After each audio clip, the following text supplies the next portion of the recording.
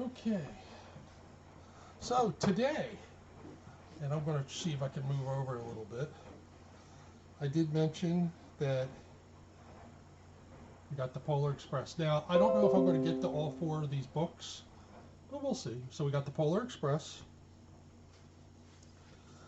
Uh, we got the Velveteen Rabbit. This is actually a pretty special book. I'll probably explain, why this was special to Bonnie. Um, but we had so many copies of the Velveteen Rabbit. And a couple new books that came in today. We have one that's called Meet Maya Cat, A Story of Acceptance. All right. And the last book I finally got it. I ordered it a long time ago. I don't know how many folks are here from Minnesota, but in Minnesota there is a fox rescue. It's called Save a Fox, and everybody probably who has seen Save a Fox knows that the symbol of them is Finnegan Fox. So this is a little children's book called Finnegan Fox and Friends. So if you ever get a chance, check out Save a Fox's YouTube page, because Finnegan actually, I never saw a fox with so much personality. It's really, really nice. And basically what they do with the foxes is they save these foxes from fur farms. As bad as it is, saving kitties, saving foxes from a fur farm is pretty awesome too. And what I might do, because I think I mentioned it on Chatters, that 8 years ago, last weekend, Gallant came to FFRC, and I don't know if a lot of folks. Yes, Lucy, I think it was you who told me about Meet Maya Cat, and I actually ordered it right from here on Storytime. So, okay. So, without further ado, I think what we're going to do is we're going to start the Polar Express.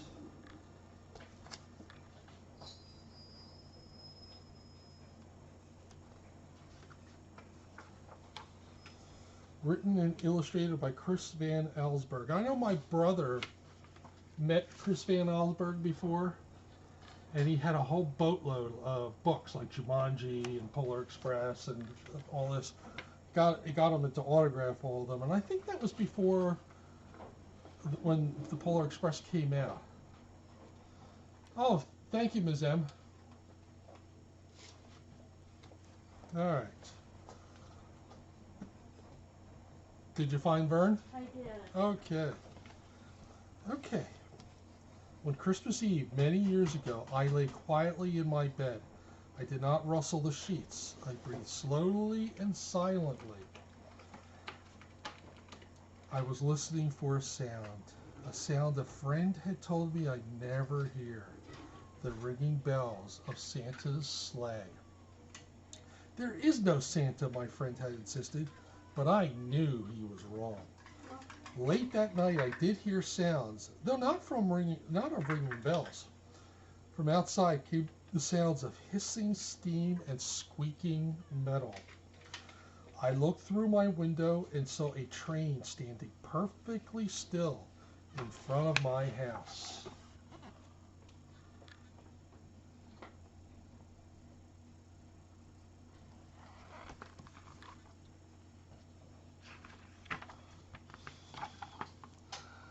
It was wrapped in an apron of steam. Snowflakes fell lightly around it. A conductor stood at the open door of one of the cars. He took a large pocket watch from his vest, then looked up at my window. I put on my slippers and robe. I tiptoed downstairs and out the door. "All aboard!" the conductor cried out. I ran up to him. "Well," he said, "are you coming?" "Where?" I asked. "Why, to the North Pole, of course," was his answer. "This is the Polar Express." I took his outstretched hand, and he pulled me aboard.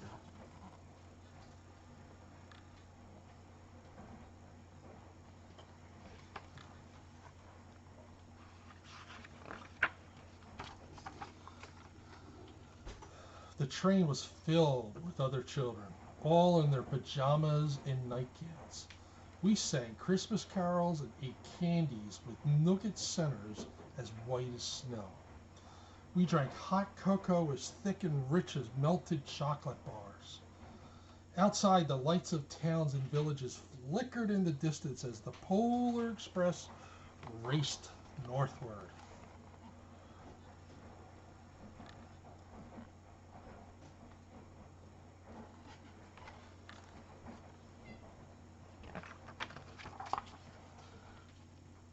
Soon, there were no more lights to be seen.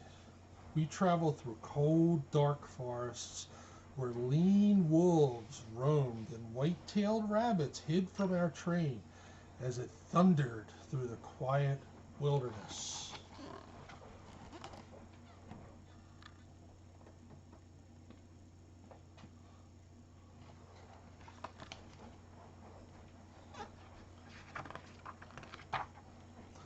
We climbed mountains so high it seemed as if we would scrape the moon. But the Polar Express never slowed down. Faster and faster we ran along, rolling over peaks and through valleys like a car on a roller coaster. Yeah, the illustrations are great in this book.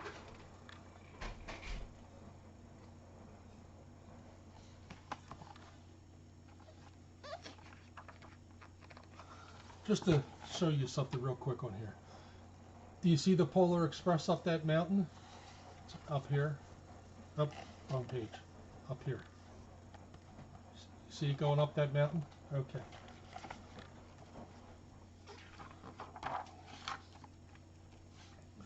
The mountains turned into hills, the hills to snow-covered plains. We crossed a barren desert of ice, the great polar ice cap. Lights appeared in the distance. They looked like the lights of a strange ocean liner sailing on a frozen sea. "There," said the conductor, "is the North Pole."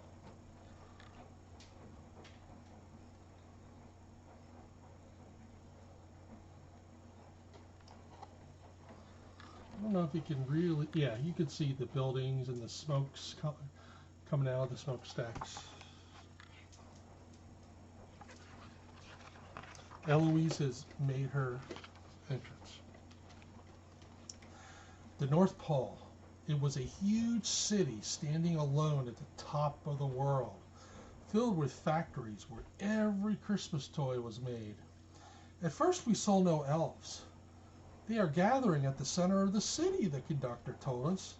"This is where Santa will give the first gift of Christmas." "Who receives the first gift?" we all asked. The conductor answered, "He will choose one of you."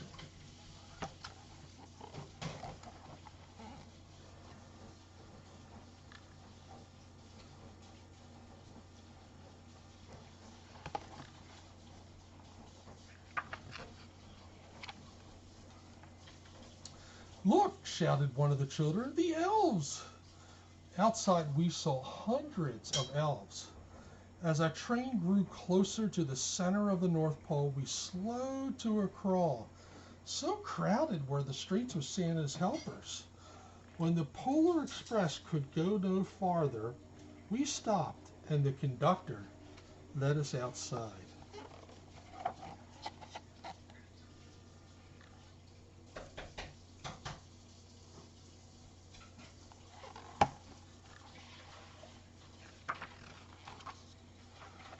We pressed through the crowd to the edge of a large open circle. In front of us stood Santa's sleigh. The reindeer were excited. They pranced and paced, ringing the silver sleigh bells that hung from their harnesses.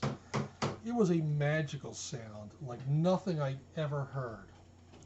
Across the circle, the elves moved apart, and Santa Claus appeared. The elves cheered wildly. He marched over to us and, pointing to me, said, "Let's have this fellow here." He jumped into his sleigh. The conductor handed me up. I sat on Santa's knee, and he asked, "Now, what would you like for Christmas?"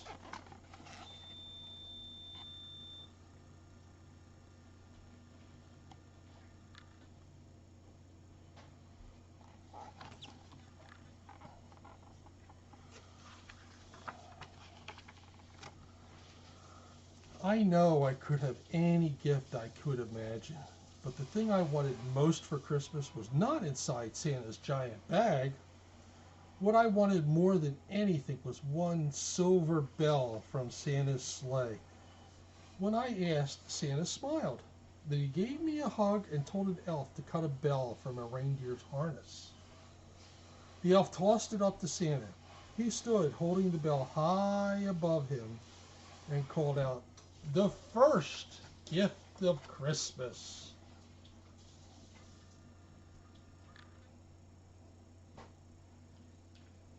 Eloise is made it up here. Hello, Eloise. Are you enjoying the book? A clock struck midnight as the elves roared their approval. Santa handed the bell to me, and I put it in my bathrobe pocket. The conductor helped me down from the sleigh. Santa shouted out the reindeers' names and cracked his whip. His team charged forward and climbed into the air. Santa circled once above us, then disappeared in the cold, dark, polar sky.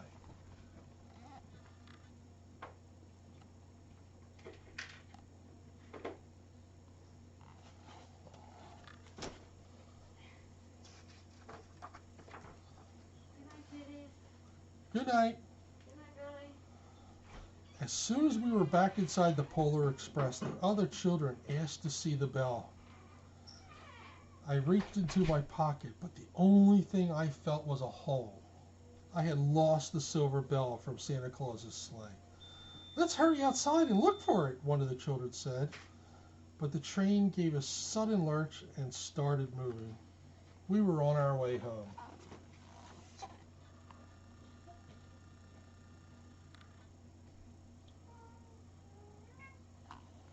I hear you.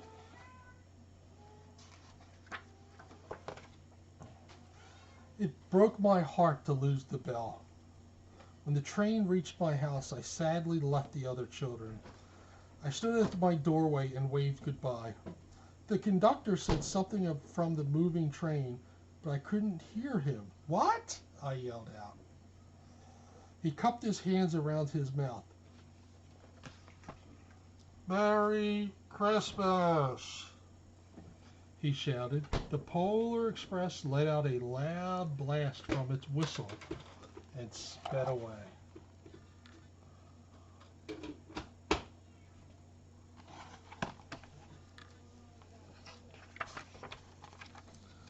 On Christmas morning, my little sister Sarah and I opened our presents. When it looked as if everything had been unwrapped, Sarah found one last small box behind the tree. It had my name on it. Inside was the silver bell. There was a note. "Found this on the seat of my sleigh. Fix that hole in your pocket. Signed, Mr. C." I shook the bell. It made the most beautiful sound that my sister and I have ever heard. But my mother said, "Oh, that's too bad." "Yes," said my father, "it's broken." When I'd shaken the bell, my parents had not heard a sound.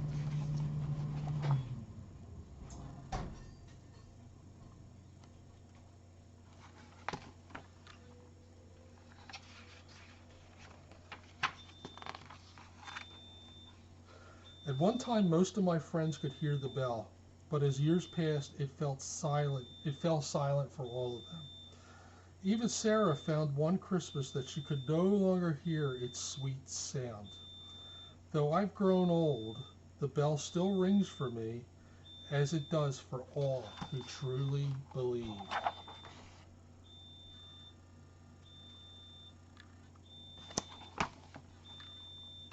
All right. So that is the Polar Express. So this is the book. It's actually a pretty classic book these days. Again, this is written by the same guy who wrote Jumanji. He's written a lot of different books. All right, let me take a little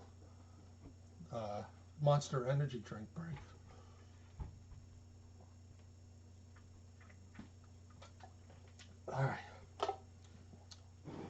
All right. Next, we're going to read about Finnegan Fox. And again, if you see, look for Save a Fox on YouTube, or they also have a Facebook page. Also, if you're on TikTok, they have a TikTok page. Again, Save a Fox is based in Minnesota. They save a lot of foxes from the fur trade. What they also do is they will rehome foxes and all. Now, foxes, because they're wild, a lot of states will not allow you to own them as pets. And why would you own a fox as a pet? You know, they're wild animals. They're not cats. So, again, look for the videos of Finnegan Fox. Finnegan Fox is probably the most adorable fox you will ever meet. So, yeah, Lost Girl, I would think that they would. And Min Kitty usually is on here. So, all right, so we're going to talk about Finnegan Fox. And they have In Loving Memory of Batty Artemis. So, unfortunately, just like FFRC, sometimes the kitties, the foxes might not live a long life, but they do a lot of them do. Okay. Hi, I'm Finnegan the Fox. Welcome to my home, Save a Fox Rescue. All right, and you can see the little thing of the front gate, the fox yards. They got the horse yard, the coyote yards. So they got a pretty big amount of land in Minnesota. The other thing is, from what I understand, I don't think that any of them are stayed out 24/7. I think they, yes, Chris Van Allsburg. So,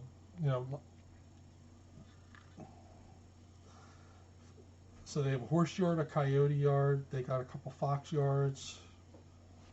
So, my friends and I will teach you about foxes.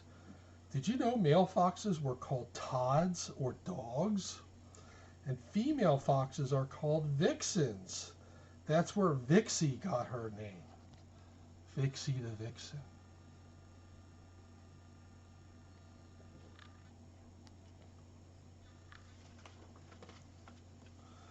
This is Vixie. Vixie is my mate.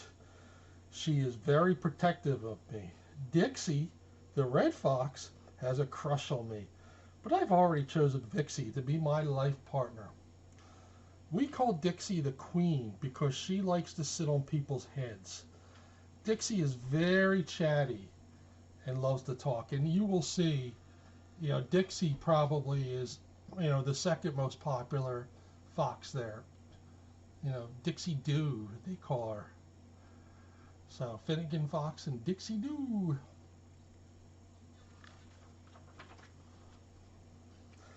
Red foxes are mostly monogamous. This means when foxes choose a mate, they only raise their young with the same mate every year. All of us get spayed and neutered. This means we can't have babies, but every year when the new rescue pups come, we get to play with them.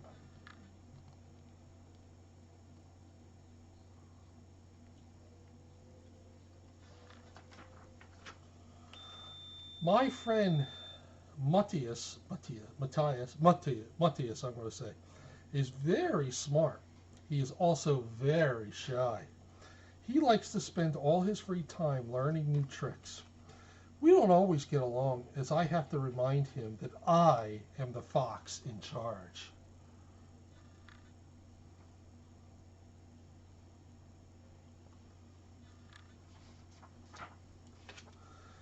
Kipper is the baby fox here. Did you know baby foxes are called kits, pups, or cubs? Kipper is goofy and likes to play with everyone. Everyone is Kipper's best friend.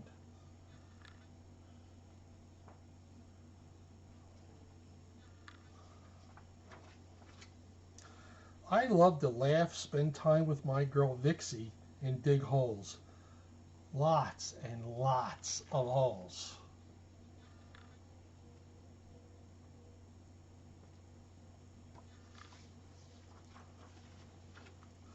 My friends Vixie, Dixie, Matthias, Kipper, and I will live here forever. Did you know that a group of foxes is called a leash, skulk, or earth?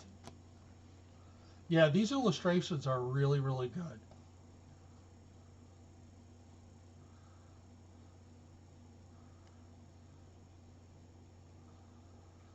good.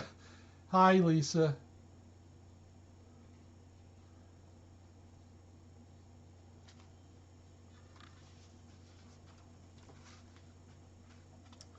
Some of us were rescued from scary places, so it took a while to gain the trust of people again.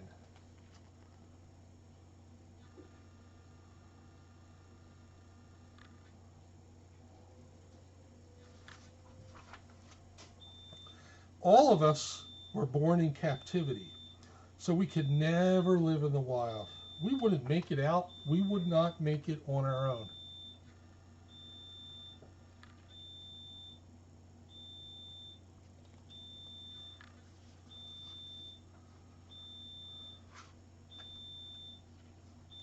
That is why we count on rescues like Save a Fox to take care of us and give us a nice place to live.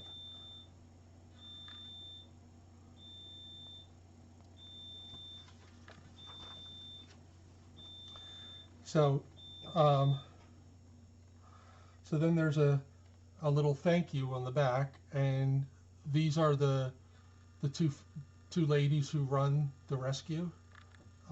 Micaiah is the girl that really runs it, and you can actually see on the back, pictures of Micaiah with the foxes. And of course, there is Finnegan Fox, and you'll see on the videos for Finnegan that it sounds like the Finnegan laughs. It sounds like he laughs. It's really the funniest thing. Now, it says on here, I'm Michaela Raines, the founder of nonprofit Save a Fox Rescue. Our goal is to rescue and provide forever homes for captive-born, non-releasable wildlife.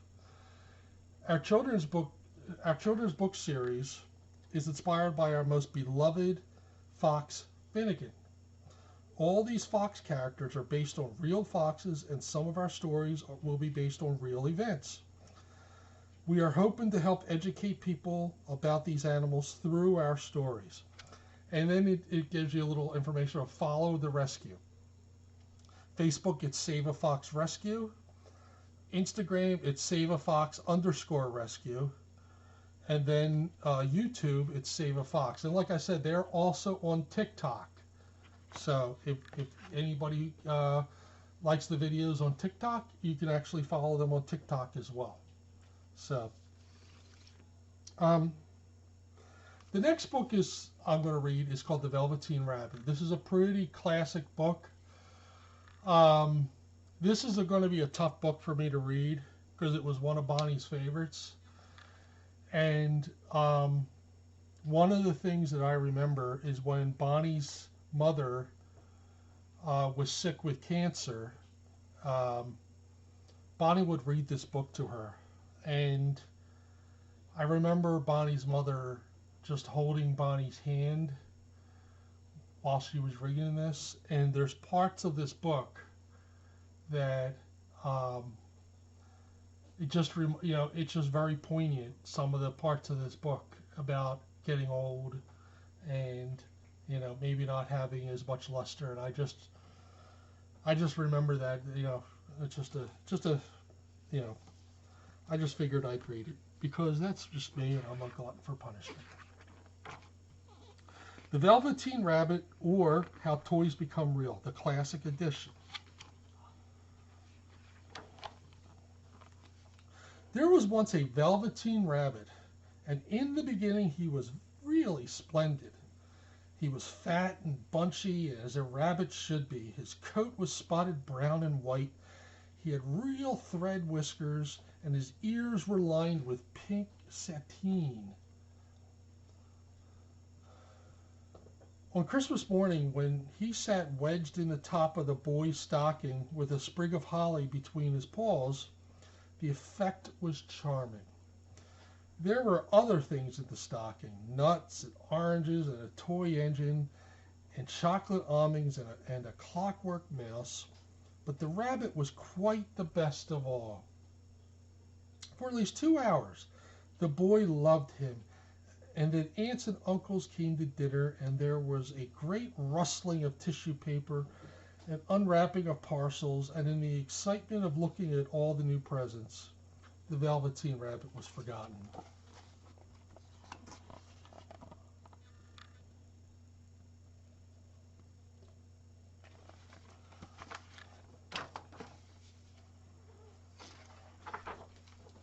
For a long time, he lived in this toy cupboard on the nursery floor, and no one thought very much about him. He was naturally shy, and being only made of velveteen, some of the more expensive toys quite snubbed him. The mechanical toys were very superior and looked down upon everyone else. They were so full of modern ideas and pretended they were real. The model boat, who had lived through 2 seasons and lost most of his paint, caught the tone from them and never missed an opportunity of referring to his rigging in technical terms.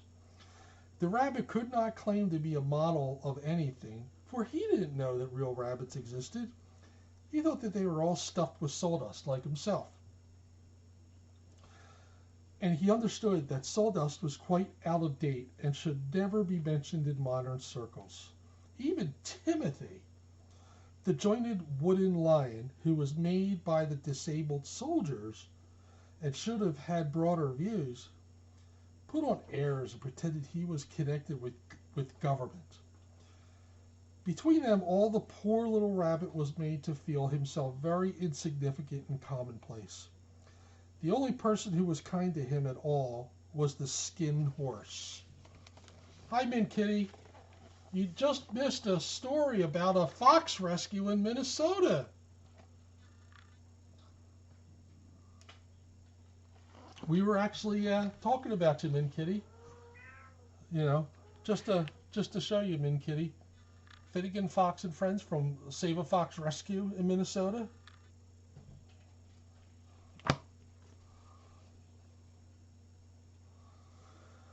All right, so here's the picture that accompanies that page. I think I'm covering the Velveteen Rabbit himself. There he is.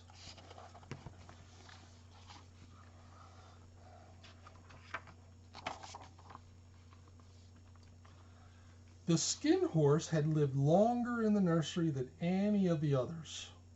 He was so old that his brown coat was bald in patches and showed the seams underneath, and most of the hairs in his tail had been pulled out to string bead necklaces. He was wise, for he had seen a long succession of mechanical toys arrive to boast and swagger, and by and by break their mainsprings and pass away. And he knew that they were only toys and would never turn into anything else. For nursery magic is very strange and wonderful, and only those playthings that are old and wise and experienced, like the skin horse, understand about it. "What is real?" asked the rabbit one day, and when they were lying side by side near the nursery fender, before Nana came to tidy the room. "Does it mean having things that buzz inside you and a stick-out handle?" "Real isn't how you are made," said the Skin Horse. "It's a thing that happens to you. When a child loves you for a long, long time, not just to play, but really loves you, then you become real."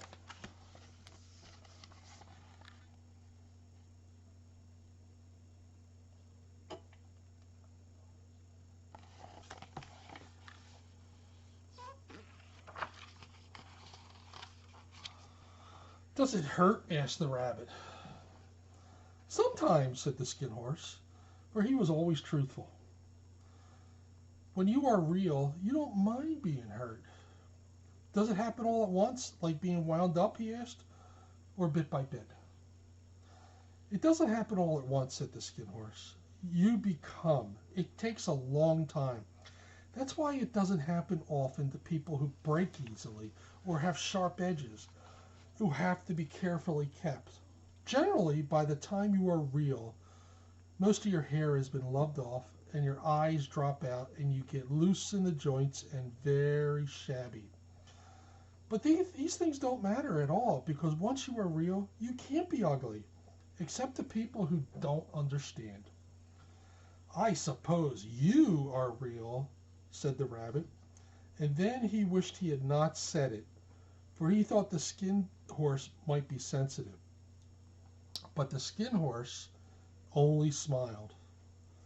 "The boy's uncle made me real," he said. "That was a great many years ago. But once you are real, you can't become unreal again. It lasts for always." Thank you, Daisy. It's taken me back too. Like I said, this was a pretty special book for my wife, and she would read this anytime we could.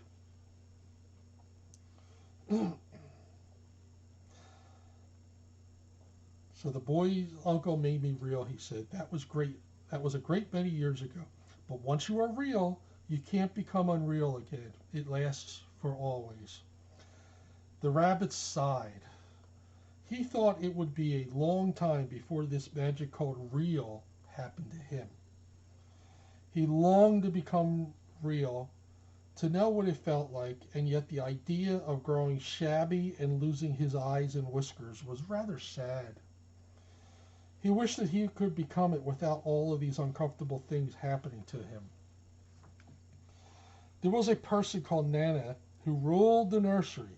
Sometimes she took no notice of the playthings lying about, and sometimes for no reason. And before I go to the next page, let me just show you the picture of the horse and the rabbit.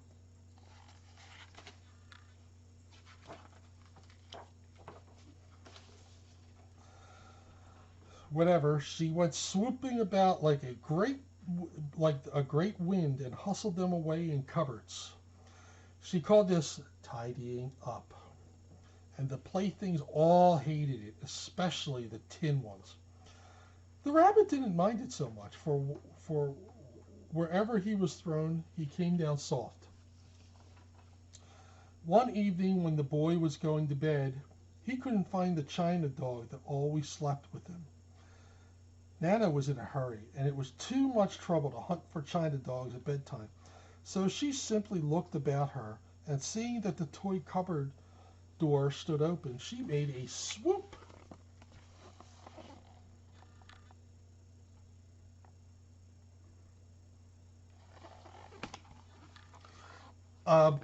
Give me 1 minute, because sometimes when I'm sitting on stools, my back seizes up, and it's starting to seize up, so I just want to kind of walk around for a minute.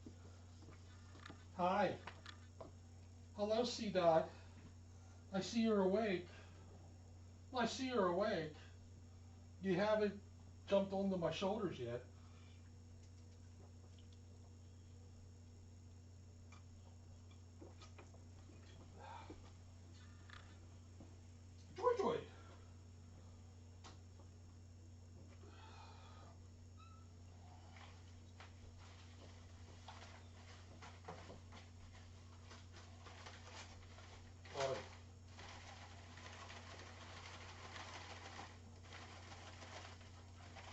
Oh, are you afraid of it?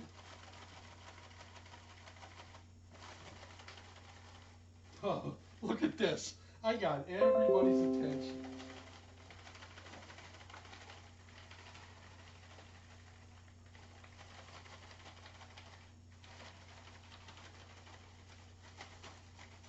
All right, let me sit back down. Who's that there? No, that's Hensley. Ready? Woo! Oh, Magic has woken up. Okay.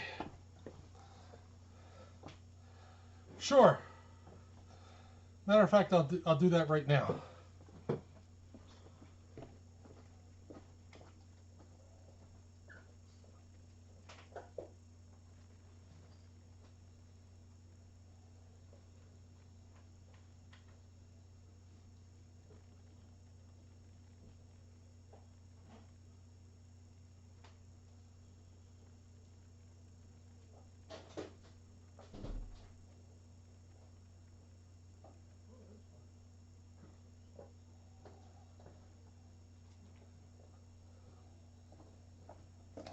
Well, first I gotta find the light switch.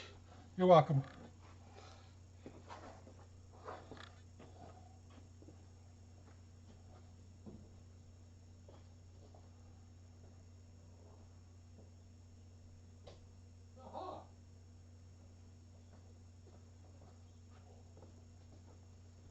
Okay, cabana light back on.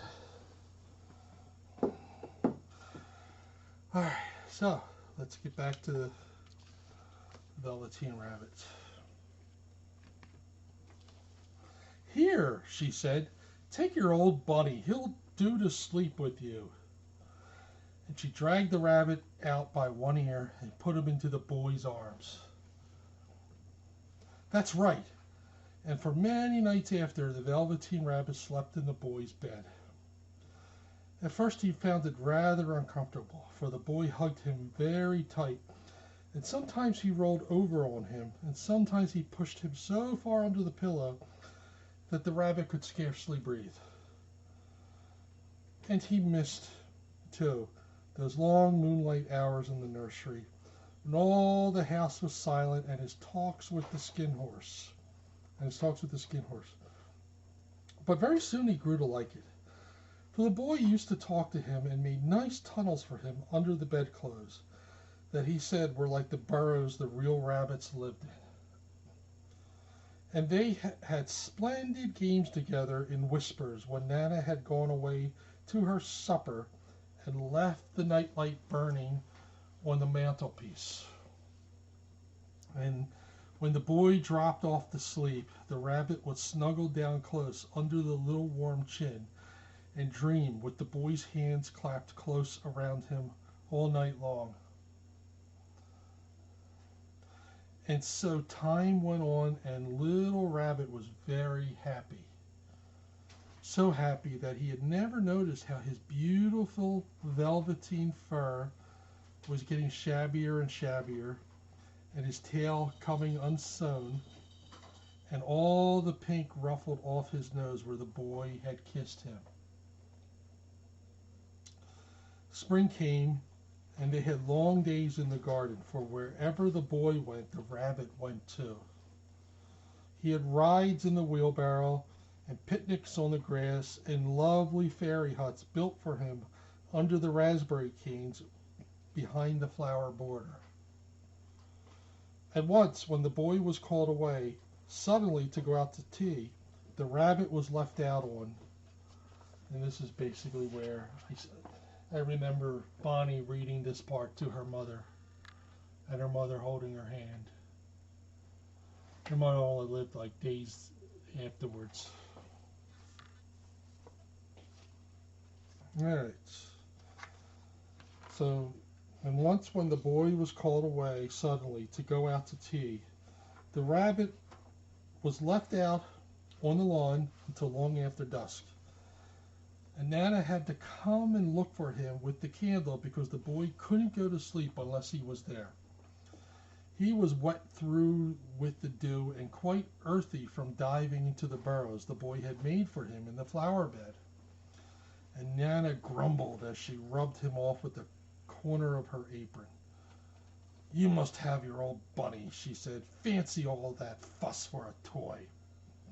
The boy sat up in bed and stretched out his hands. "Give me my bunny," he said. "You mustn't say that. He isn't a toy. He's real." When the little rabbit heard that, he was so happy, for he knew that the skin horse had said was true at last. The nursery magic had happened to him, and he was a toy no longer. He was real. The boy himself had said it.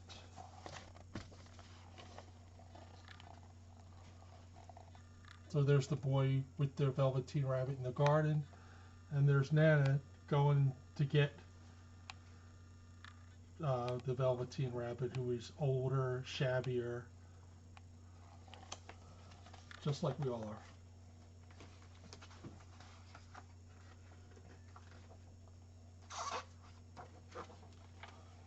That night he was almost too happy to sleep, and so much love stirred in the little sawdust heart that it almost burst. And into his boot-button eyes, that long ago lost their polish, there came a look of wisdom and beauty,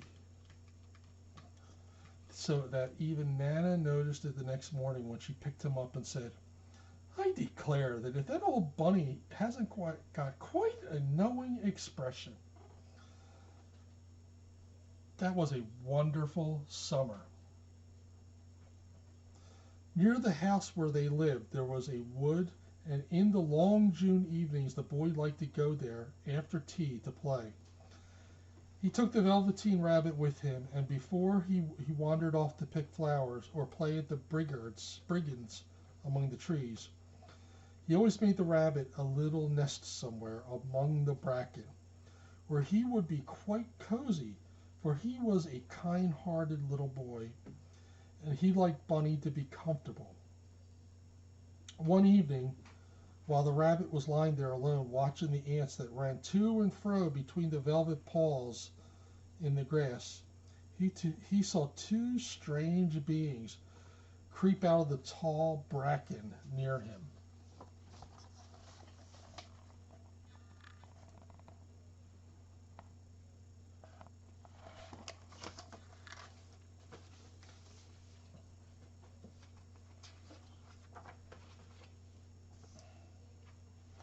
They were rabbits like himself, but quite furry and brand new.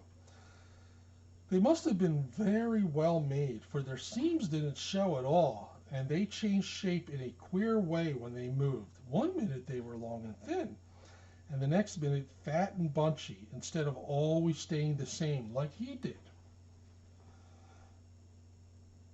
Their feet padded softly to the ground, and they crept quite close to him, twitching their noses, while the rabbits stared hard to see which side the clockwork stuck out. For he knew that people who jump generally have something to wind them up, but he couldn't see it. They were evidently a new kind of rabbit altogether. They stared at him, and the little rabbit stared back, and all the time their noses twitched. "Why don't you get up and play with us?" one of them asked. "I don't feel like it," said the rabbit, for he didn't want to explain that he had no clockwork. "Ho!" said the furry rabbit. "It's as easy as anything," and he gave a big hop sideways and stood on his hind legs. "I don't believe you can," he said.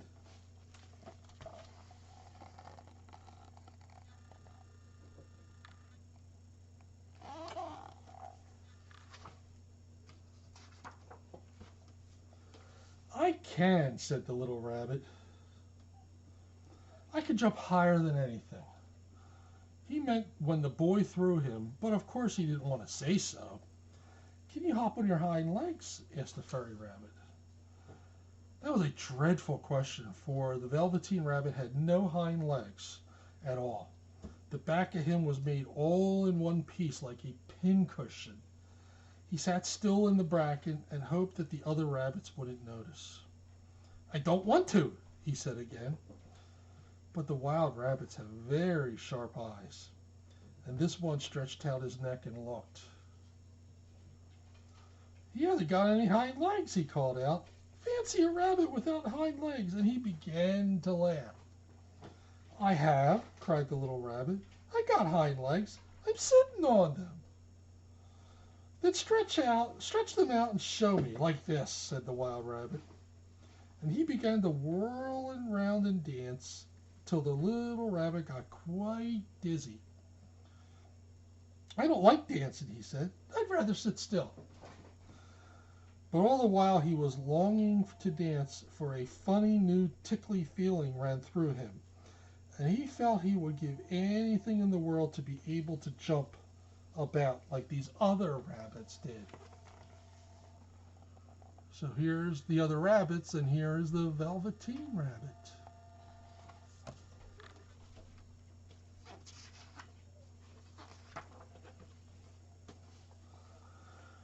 The strange rabbit stopped dancing and came quite close. He came so close this time that his long whiskers brushed the Velveteen Rabbit's ear.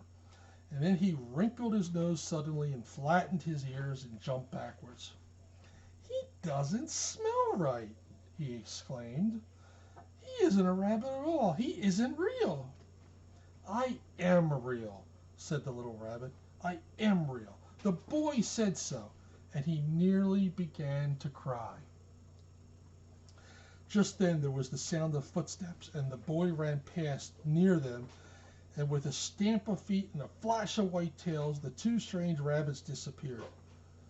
"Come back and play with me," called the little rabbit. "Oh, do come back. I know I'm real." But there was no answer. Only the little ants ran to and fro, and the bracken swayed gently where the two strangers had passed. The Velveteen Rabbit was all alone. "Oh dear," he thought. "Why did they run away like that? Why couldn't they stop and talk to me?" For a long time he lay very still, watching the bracken and hoping that they would come back, but they never returned. And presently the sun sank lower and the little white moths fluttered about, and the boy came and carried him home. Weeks passed, and the little rabbit grew very old and shabby, but the boy loved him just as much. He loved him so hard that he loved all of his whiskers off, and the pink lining to his ears turned gray, and his brown spots faded. He even began to lose his shape, and he scarcely looked like a rabbit anymore, except to the boy. To him he was always beautiful, and that was all that the little rabbit cared about. He didn't mind how he looked to other people, because the nursery magic had made him real. And when you are real, shabbiness doesn't matter.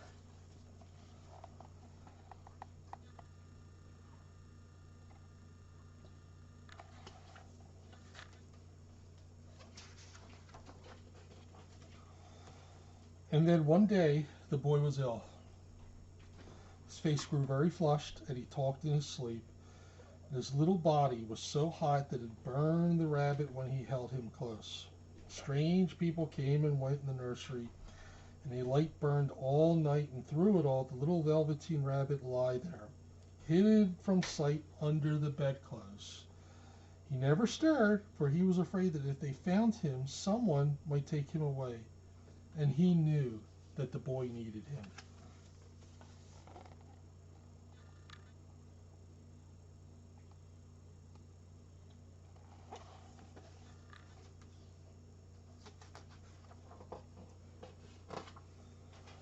It was a long, weary time, for the boy was too ill to play, and the little rabbit found it rather dull, with nothing to do all day long.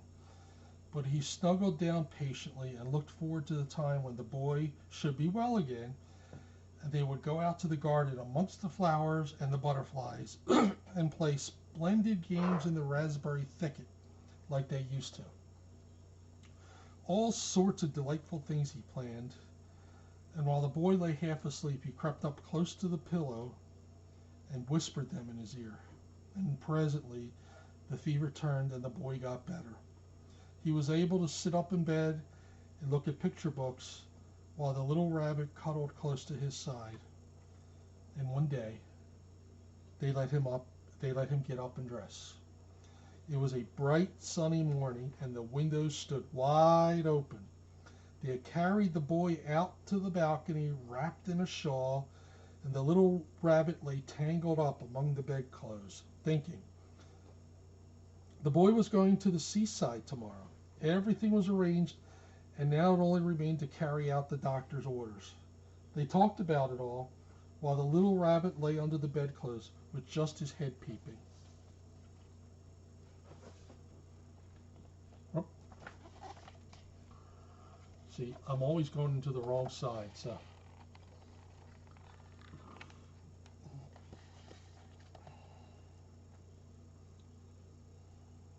Do you see the rabbit? Okay.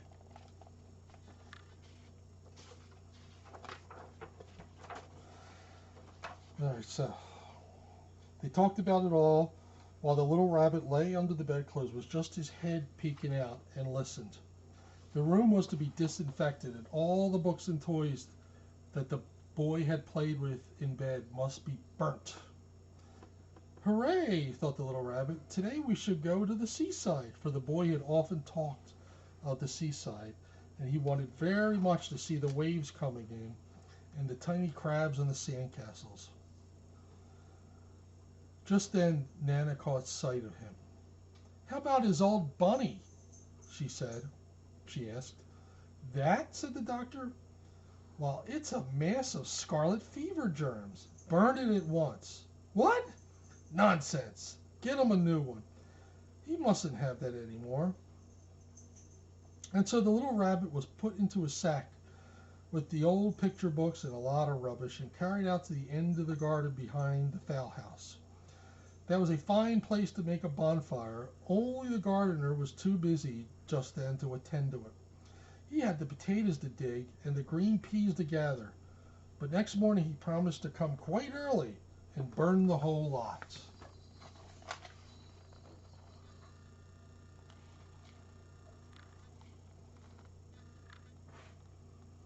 It's kind of sad, huh?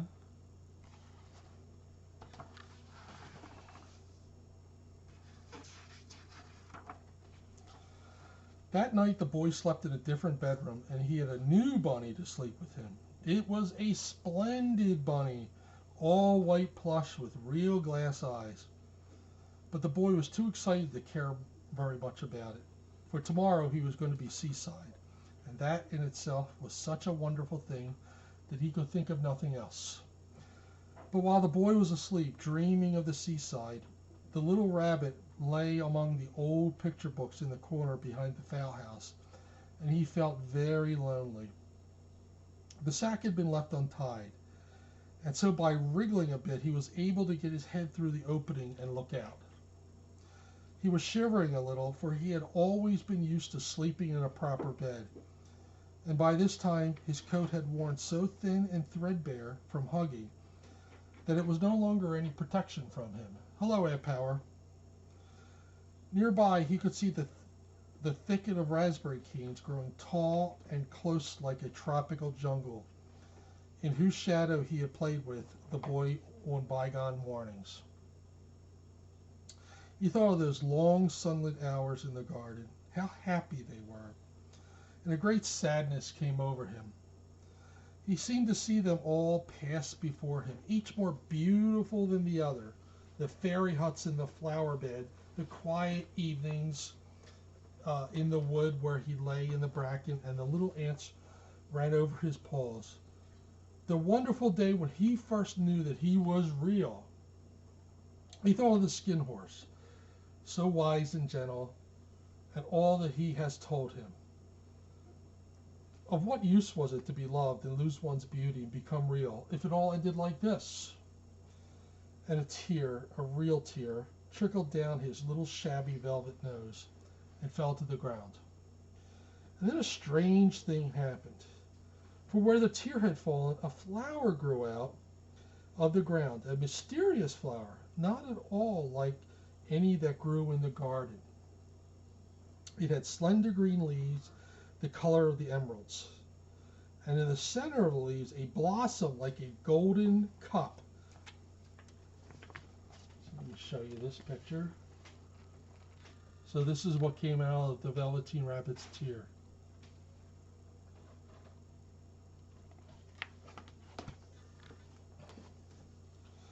It was so beautiful that the little rabbit forgot to cry, just laying there watching it. And presently the blossom opened, and out of it stepped a fairy. She was quite the loveliest fairy in the whole world. Her dress was of pearl and dewdrops. There were flowers around her neck and in her hair, and her face was like the most perfect flower of all. And she came close to the little rabbit and gathered him up in her arms and kissed him on his velveteen nose that was all damp from crying. "Little rabbit," she said, "don't you know who I am?" The rabbit looked up at her, and it seemed to him that he had seen her face before, but couldn't think where. "I am the nursery magic fairy," she said. "I take care of all the playthings that the children have loved. When they are old and worn out, and the children don't need them anymore, then I come and take them away with me and turn them into real." "Wasn't I real before?" asked the little rabbit. "You were real to the boy," the fairy said, "because he loved you. Now you should be real to everyone." So here's the fairy and the rabbit.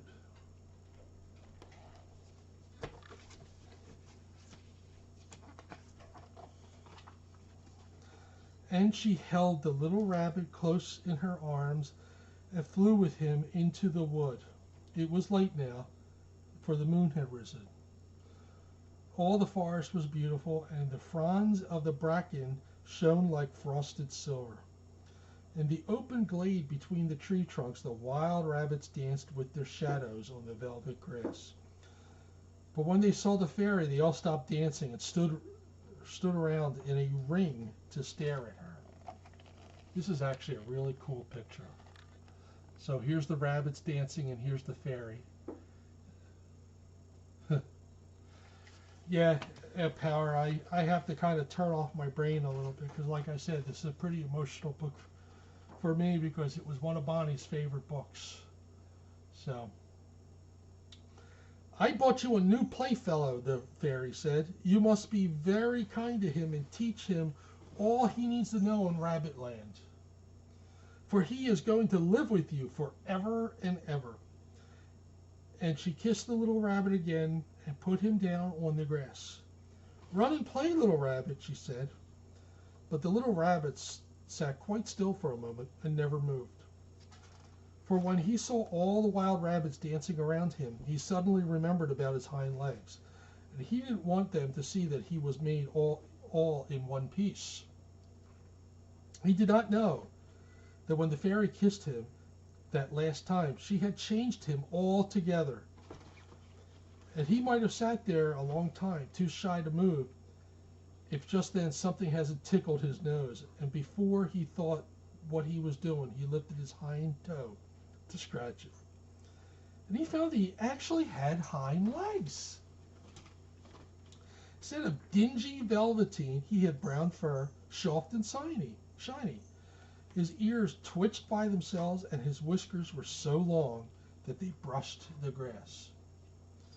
He gave one leap, and the joy of using those hind legs was so great that he went springing about the turf on them, jumping sideways and whirling round as the others did.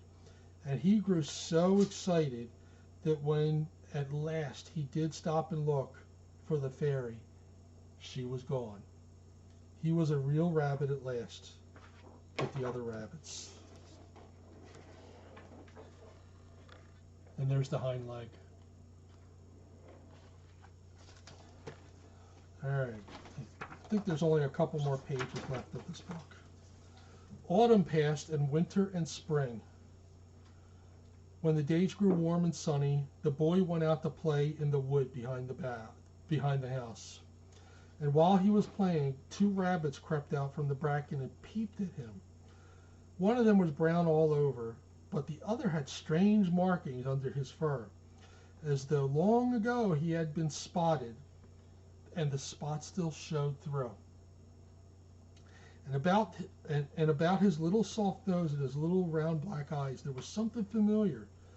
So that the boy thought to himself, "Why, he looks like my old bunny that was lost when I had scarlet fever."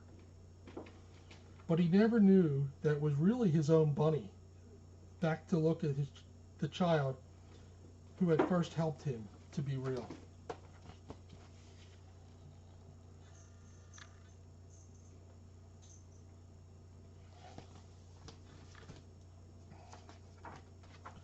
And that ends the Velveteen Rabbit. So a couple of the books were a little long, so we didn't get a chance to read the fourth book.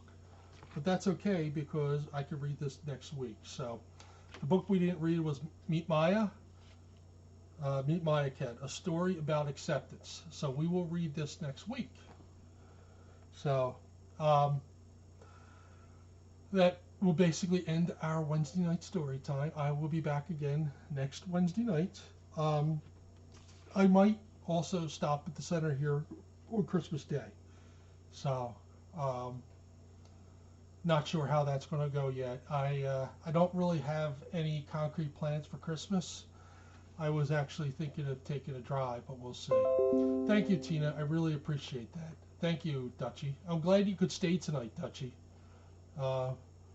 So thanks again, everybody, and I will see you guys a little later, because I'm going to the supermarket. I start at 8 p.m. Eastern Time, Squid Nugget. Thank you, everybody. Really appreciate it. Thank you, Kitty's mom. Thank you, Ed Power. Yeah, every Wednesday at 8 o'clock. Now, I know I've been a little sporadic ever since my wife passed away, but I'm hoping to get a little bit, a little bit more in a routine, especially after the holidays are done. So, we'll see. Thank you, Ms. M. Thanks, Squid. All right, Merry Christmas, all.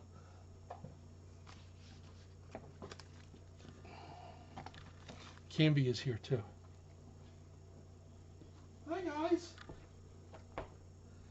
Hi, Sparrow. I haven't seen you all day.